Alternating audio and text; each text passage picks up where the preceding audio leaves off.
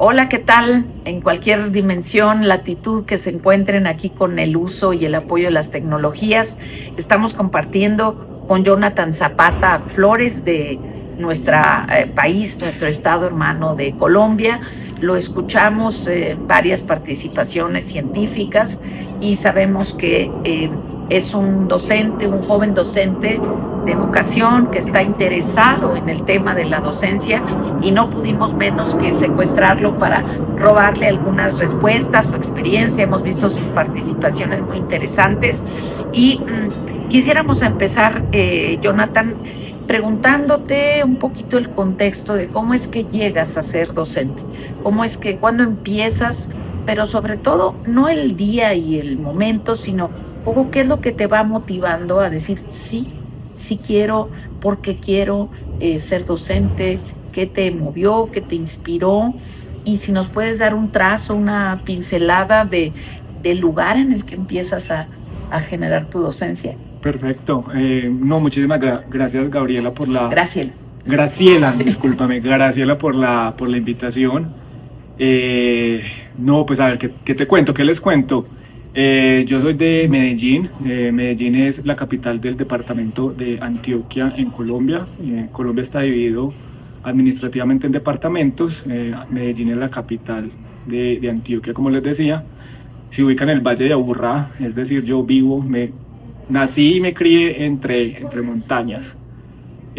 Allí empecé a estudiar ciencia política en la Universidad Nacional de Colombia, sede de Medellín, porque yo tenía muy claro que yo quería algo relacionado con las humanidades, con las ciencias sociales, con las humanidades. Yo de plano descarté ingenierías y demás.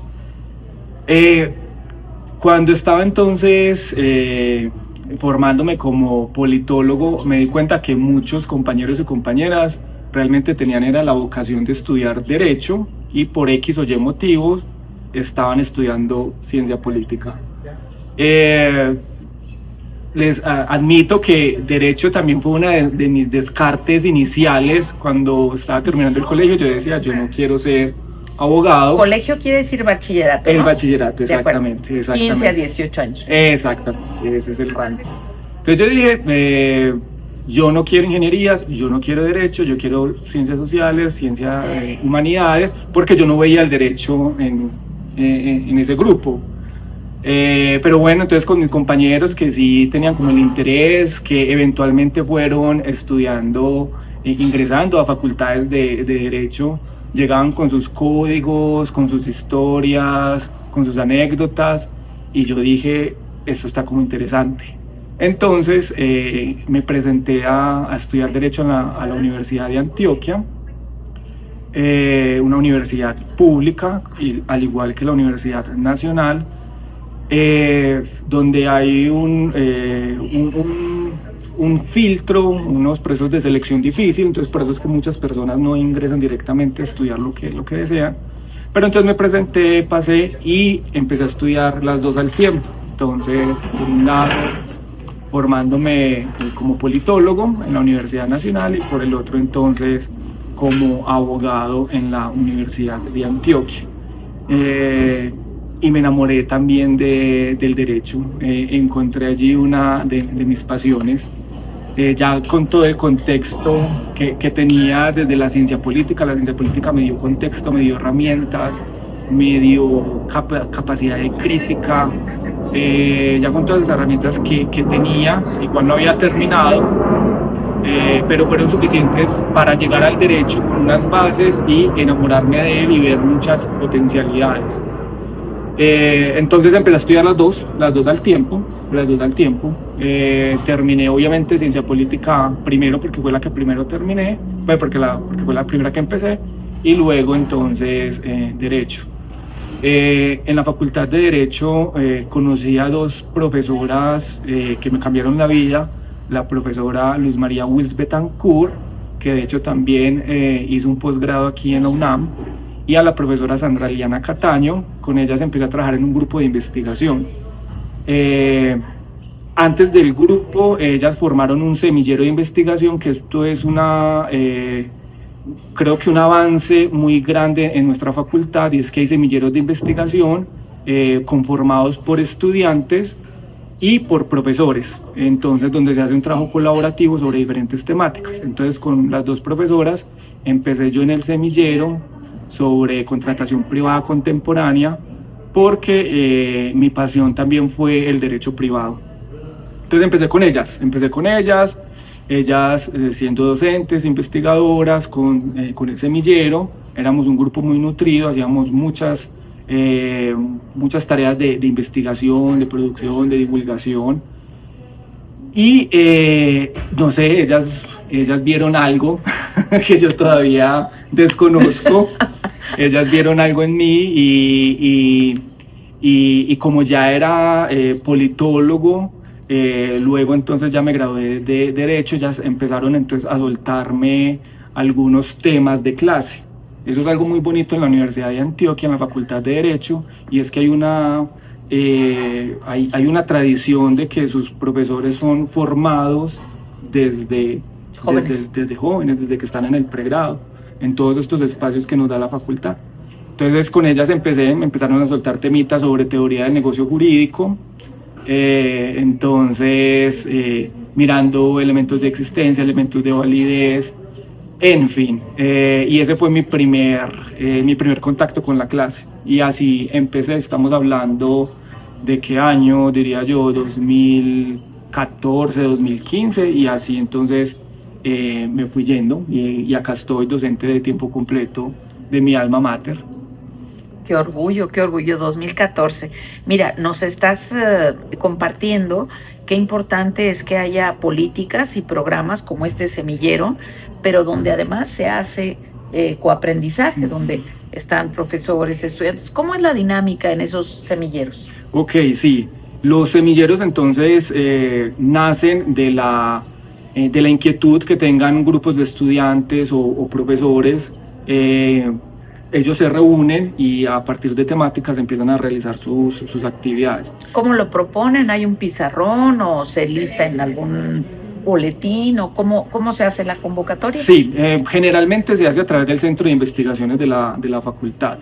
Entonces, no es que el centro sea una autoridad sobre los semilleros, ahí hay completa autonomía. Simplemente llega el interesado, la persona interesada, el grupo de estudiantes, el docente, los docentes, dicen yo tengo la propuesta exactamente de un semillero, un grupo de investigación en este tema, y ya el centro ayuda con todo lo logístico, con la organización, con las convocatorias, uno establece una fecha y tal. Son una especie de caja de resonancia de los intereses que va mostrando cada grupo. Exactamente. Les ayudan a difundir, yo te apoyo sin cuestionar nada, se abre. Exactamente, sí. Puedo estar errando, la memoria me puede fallar, pero el último dato que tuve hace algunos años es que en la facultad teníamos más de 40 semilleros de todos los temas: procesal, minero, derecho privado, derecho comercial, derechos humanos, en fin, una cantidad de temas enorme. Pues una 40. Cantera ahí, porque les digo, yo soy hijo de esos semilleros. Que te ha llevado a ser docente de tiempo completo. Docente e investigador, exactamente. Docente e investigador, ¿por qué lo dices? ¿Hay dos categorías o es una categoría mixta? ¿O primero eres docente y luego eres investigador o al revés? Ok, yo tengo entendido que aquí en México uno es docente o es investigador. Tengo entendido que así sucede. Nosotros en la universidad, nuestras actividades o el eje misional de la universidad está en la docencia, la investigación y la extensión. Ya nosotros acordamos, ¿cierto?, en nuestras facultades cómo vamos a distribuirnos entre esas actividades. Entonces a mí me gusta hacer énfasis en que soy docente e investigador, es porque yo trato de combinar ambos aspectos. Entonces yo no veo la investigación. ¿Pero es por categorías? O sea, o eres investigador, estás en la categoría de investigador ABC porque trabajas en tal parte, o hay un nombramiento de docente e investigador. No, en la universidad decimos somos profesores. Y ya. Y ya, somos profesores. Nos contratan como profesores y ya nosotros de nuestro quehacer definimos entonces docencia, investigación y o extensión. aunque se pueden hacer híbridas, porque pues realmente es todo simultáneo, porque un profesor no habría de hacer difusión de la cultura. Aquí en México la UNAM tiene esas tres finalidades iguales, la docencia, la investigación y la difusión de la cultura, pero no como áreas estancas, no como áreas rotas, que es lo que en ocasiones sucede, sino como áreas pues de colaboración o de superespecialización. Pero creo que los desafíos de los tiempos nos están invitando a pues hacer de las tres dimensiones, de las tres facultades o competencias o mandatos, pues hacer una mezcla, ¿no? Bien, Jonathan, estamos muy interesados en ofrecer alternativas para los problemas que enfrenta la valoración que tiene la sociedad respecto a los juristas, porque existe una valoración negativa en muchas ocasiones y debemos de abordarlo. No podemos tapar el sol con un dedo. Entonces, esas valoraciones negativas, ¿a qué se deben? Y el punto es que así como decimos que el ejemplo arrasa en materia educativa en general, creemos que hay un componente muy importante en la forma que se desarrolla el aprendizaje jurídico respecto a cómo se opera el derecho. Estos valores, estos estereotipos, estos sesgos de lo que es un abogado, de lo que debe hacer, saber, ser un abogado, creemos que también se aprende de una manera distinta en el aula.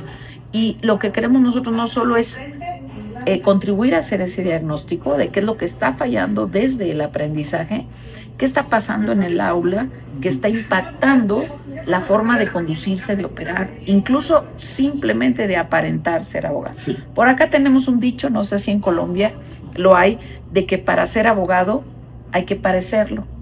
No sé si allá también, y que tiene que ver incluso hasta con el atuendo y una serie de cuestiones, pero creemos que eso está impactando en algo mucho más profundo, que es en la operación de la justicia. ¿No? Creemos que, entonces, cuando hablamos de aprendizaje jurídico activo, no estamos hablando nada más de esa superficie de las prácticas didácticas, sino cómo impactan profundamente en el quehacer finalmente de una profesión jurídica. Y no concebimos ninguna persona que tenga una profesión jurídica que no investigue, porque pues entonces sería una persona congelada en el tiempo, perdida en el tiempo incluso. Entonces, esta primera fase que seguiremos fortaleciendo tiene que ver con cómo identificamos ese aprendizaje jurídico en nuestras prácticas didácticas, porque parte de la tesis que estamos manejando es que no hay suficiente aprendizaje jurídico activo. Entonces, desde el plano, digamos, del pensamiento crítico, que tú lo manejas muy bien, con esa hambre por ir a políticas y luego a derecho, hasta lo que nosotros llamamos el comportamiento científico con todas sus escalas, lo que queremos justamente es ver cómo hacerlo más activo y más predominante, que abarque la cátedra jurídica ordinaria.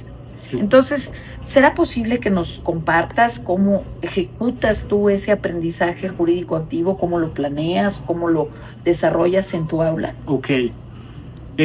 Bueno, una pregunta difícil de contestar, porque hay que contextualizar bastante como lo estás haciendo. Sí, yo creo que muchas personas llegan a la licenciatura en Derecho, al pregrado en Derecho, por muchos intereses, por muchas presiones incluso, porque me he dado cuenta desde que era estudiante, ahora siendo docente, que allí hay mucha presión, que en la casa les dicen, aquí necesitamos un médico, necesitamos un abogado, una abogada, necesitamos un ingeniero, ¿cierto?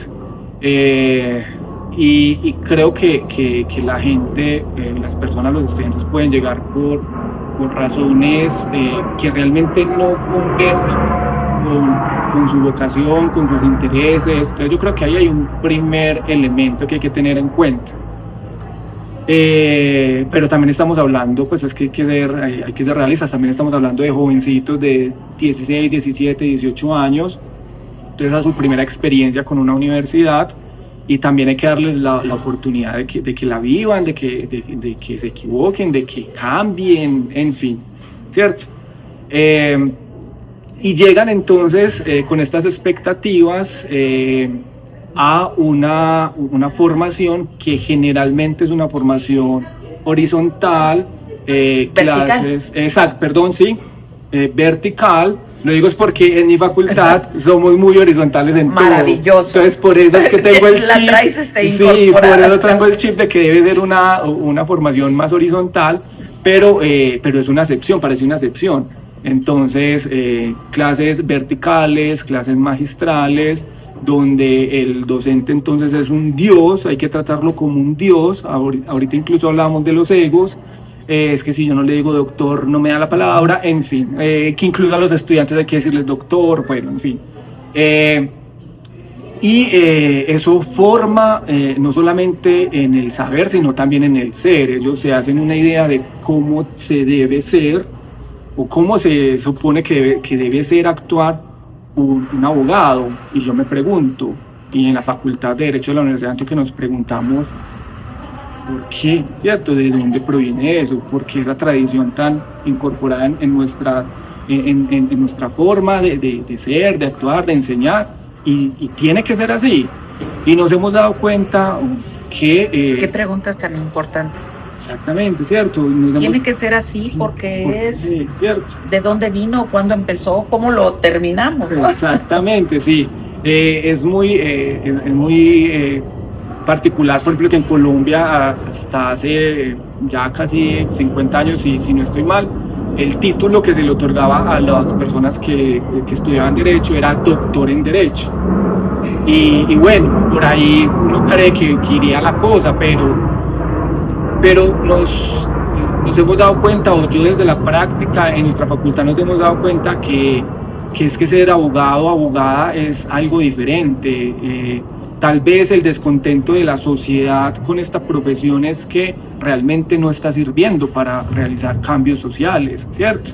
De pronto por eso el desprestigio, por eso la falta de credibilidad en lo que nosotros hacemos, porque estos abogados, estas abogadas no están realmente contribuyendo al cambio social, ¿cierto? No están cumpliendo con las expectativas de la sociedad, o por lo menos no del grueso de la sociedad. Estarán cumpliendo con las expectativas de un grupo muy pequeño, ¿cierto? Y nosotros en la Universidad de Antioquia decimos, no es que nosotros somos una universidad pública, nuestro lema es espíritu crítico y compromiso social. Nuestro compromiso está con la sociedad. Exactamente, entonces no necesitamos abogados, o creo yo, es mi posición personal, no necesitamos abogados que estén de corbata todo el tiempo, de saco, a los que haya que decirles doctora, a los que si no te vistes de cierta forma no te saludan. No necesitamos ese tipo de abogados, de abogadas. No, necesitamos personas comprometidas con la sociedad, con las clases marginadas de esta sociedad, y a ellos somos los que nos debemos como universidad pública. Hay dos palabras que son muy pesadas entre nosotros, ¿no? Lo serio, la seriedad, y el orden. Pero el orden y la seriedad no tienen necesariamente que ver con la forma en que te vistes, la forma en que hablas o en que te peinas. Si no te peinas de tal forma eres descuidado, o si no, sí es un contexto muy importante, y creo que traes como dices tú, un chip muy bueno, un chip de principios y de finalidades muy importantes, y estos pilares. Hablábamos entonces del aprendizaje jurídico activo, y entonces tú dices, pues desde la base, desde los principios, desde la historia, desde el modelo, ya lo traigo, pero ¿cómo lo estás desarrollando en la práctica, en tu aula? Como algunos de los ejemplos de los... Perfecto, sí, entonces...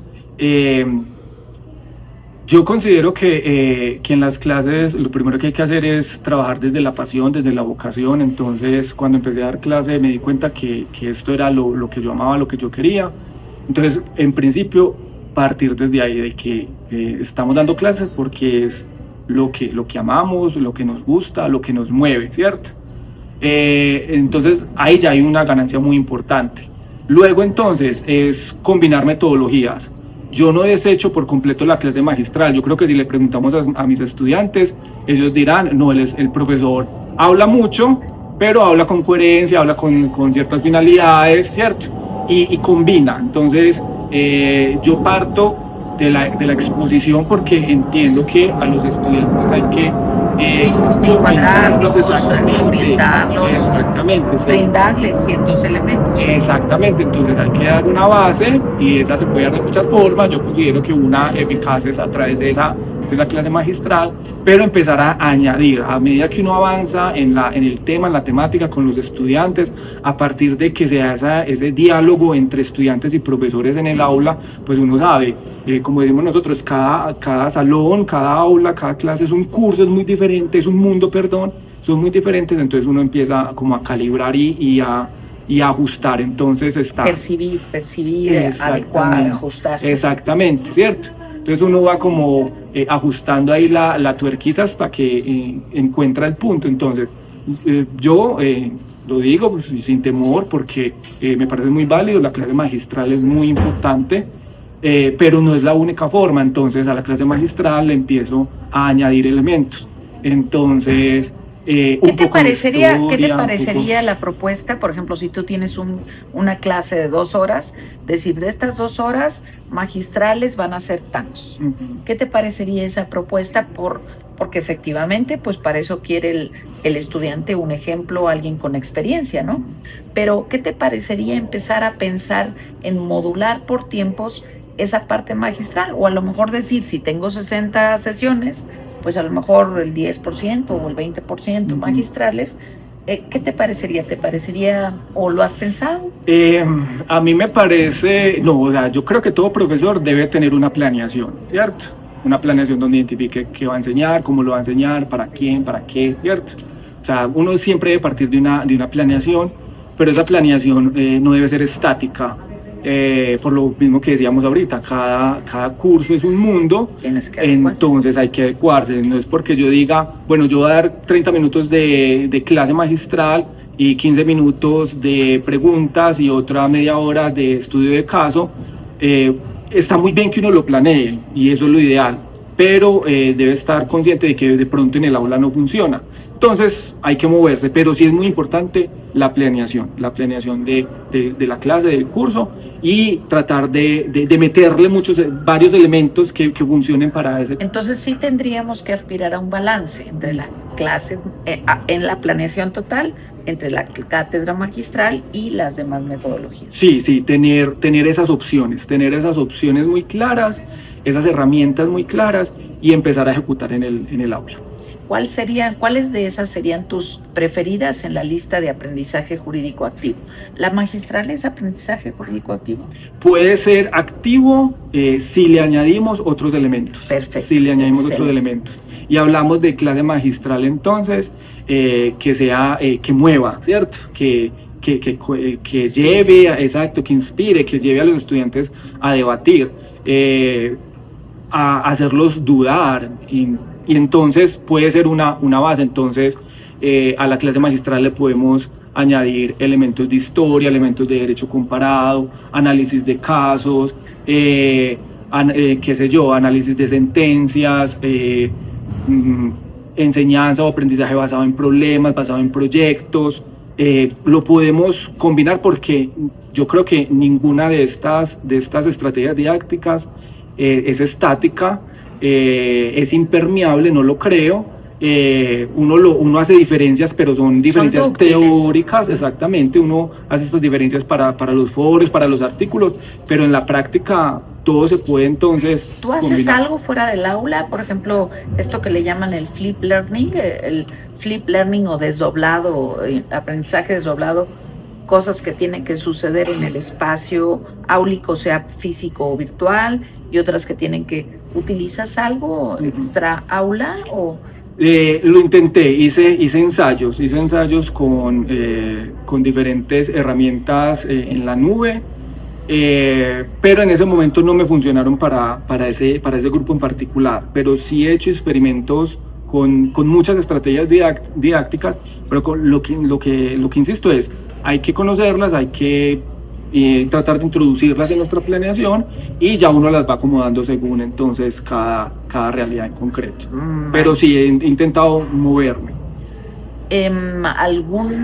¿Algún ejemplo, algún caso así que tengas reciente o fresco que te haya significado más de esta parte activa? ¿Alguna anécdota que pudieras compartirnos? Sí, de hecho el semestre pasado con el grupo terminamos curso, terminamos actividad evaluativa final y se acercó una estudiante, me dijo: profe, muchas gracias por la clase y muchas gracias por ser tan organizado y muchas gracias por ser tan esquemático y porque me decía, con sus actividades evaluativas yo también aprendí y ella me dijo: me gustaba mucho que usted preguntaba lo que realmente enseñó, que no salía con sorpresas.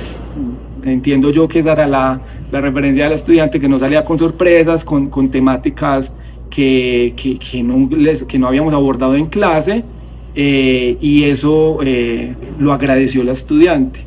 Y recuerdo yo cuando yo estaba en esa posición de estudiante, que sí, que no faltaba el profesor, la profesora que por X o Y motivo daba una clase y en la actividad evaluativa nos preguntaba cosas diferentes y uno decía: ¿por qué? De pronto falta de planeación. Definitivamente creo que la coherencia entre lo que se da y lo que se va a evaluar forma parte de este como velo de subjetividad, ¿no? De que por qué me está evaluando algo que no vimos, o etcétera, etcétera. Claro. Excelente, Jonathan. Pues la verdad es que para hablar no sé si sea válido, porque me dices que empezaste en 2014, ya tienes 10 años, ya tienes una década dando clases, ya no serías un docente Nobel. Es muy interesante realmente conocer esta práctica y cómo enfatizas una y otra vez el tema de la planeación, la organización y la coherencia. Creo que con eso podríamos quedarnos, además de las oportunidades. Pues yo creo que esta pasión y esta vocación es lo que vieron tus dos profesoras. ¿Ellas qué dan? ¿Ellas qué materias dan? Las profesoras son profesoras de Derecho Privado. De Derecho Privado. De Derecho Civil. ¿Eso Teoría del negocio jurídico, teoría de las obligaciones. Qué maravilla. Y de los contratos. Fíjate que se queja mucho el estudiantado sobre los civilistas, porque pues es una de las profesiones más tradicionales. Sí, pues hay muchas cuestiones que tal vez no se han puesto suficientemente en tela de juicio o en reflexión, pero ciertamente encontramos civilistas muy adelantadas, muy activas y muy vinculadas con la realidad, con la dinámica social, ¿no? Muy bien, pues para terminar, Jonathan, agradeciendo mucho tu tiempo y tu generosidad, pues queremos unirte a nuestras redes de trabajo, a nuestros canales. Y nosotros lo que queremos es hacer abiertamente, te lo confesamos, queremos hacer transdisciplina, aunque a veces no lo logremos y nos quedemos en la interdisciplina, pero pues nos interesa mucho tu perfil porque precisamente empezaste con ciencia política y tú lo dijiste, te da otras herramientas, otras metodologías, una perspectiva muy crítica. Y entonces pues las personas con hambre de aprender, las estamos buscando con lupa porque nos interesa mucho y nos interesa que colaboren con nosotros en estas comunidades abiertas de aprendizaje y de conocimiento. Y yo te preguntaría, dentro de tus pasiones concretas, de eso que te duele hoy, que te ha dolido este 2024, sobre todo, no sé si hayas visto algunos cambios o algunas cuestiones que se agravan después de la pandemia, si te pidiéramos ayudarnos con la elaboración de un curso, mini curso breve, introductorio, como para que la gente le abra el apetito de 10, 15 minutos, ¿cuál sería ese curso que podríamos pedirte? ¿De qué es particularmente? ¿Qué te preocupa? ¿Qué identificas que te duele y que quisieras que no siguiera sucediendo en este mundo jurídico nuestro? Bueno, yo creo que tendría mucha relación con precisamente el tema que compartí hoy en la UNAM, y sería ese tema de la relación entre pedagogía y derecho, esa relación inescindible que debe haber entre la docencia, ¿cierto? Porque finalmente nosotros somos docentes, analizándola y criticándola y proponiendo formas de mejora, de evolución, a esta docencia jurídica con las herramientas de la pedagogía y la didáctica. No soy pedagogo, no soy profesor, pues en el sentido de que no soy licenciado, con mucho respeto con su profesión, con su disciplina. Sería lo que he estado investigando desde hace alrededor de 2 años y me encantaría compartir mis hallazgos con la comunidad que se está conformando. En 3 palabras, para no dejarte ir sin esa call to action, sin ese cierre, tenemos una tendencia a lo disyuntivo, o blanco o negro, o noche o día, o las fuentes clásicas o las fuentes, porque hay cuestiones tradicionales positivas y cuestiones tradicionales no tan positivas. Y bueno, tú hablabas en varias de tus preocupaciones de las nuevas tendencias, ¿Podríamos cerrar esta conversación, Jonathan, que nos digas cuáles son desde tu punto de vista estas 1, 2, 3 nuevas tendencias y qué hacemos con estas fuentes que están como congeladas en el tiempo, como que se suspendieron, estos clásicos, ¿no? Que hacen a alguien decir, bueno, entonces yo ya no, ¿para qué soy profesor? Si yo empecé mi clase hace tantos años y además ya tengo mis libros desde hace tantos años. ¿Qué hacemos con estas 2 cuestiones? Me la pones muy difícil, pero es lo que decía ahora, si nuestra vocación es la docencia, es la investigación con fines, ¿cierto? Con el fin de llevarlo al espacio docente, al espacio de divulgación, de extensión. Yo creo que debemos estar abiertos precisamente a autocuestionarnos, ¿cierto? Llegará el momento en que yo también diga lo que estoy estudiando, lo que estoy realizando, si es válido en este momento o no lo es. Es llamar, ¿cierto?, a que tengamos esa apertura al diálogo y a conversar, porque lo que es tradicional, lo que es antiguo, lo que es, como decía Nava hace un momento, lo que es viejo, no es malo per se, para nada. Ese modelo ha ayudado a formar grandes juristas que también nos formaron a nosotros. Entonces hay que retomar lo bueno que tenga. Por eso yo creo que también soy un abanderado de la clase magistral, de no abandonarla del todo. Hay que tomar lo bueno de esos aprendizajes, de ese camino ya vivido, y empezar a conversar entre nosotros. Entonces, ¿qué es lo que estoy haciendo? ¿Me está funcionando? ¿No me está funcionando? Y analizar. ¿Cuál sería esa tendencia nueva en cuestionarnos?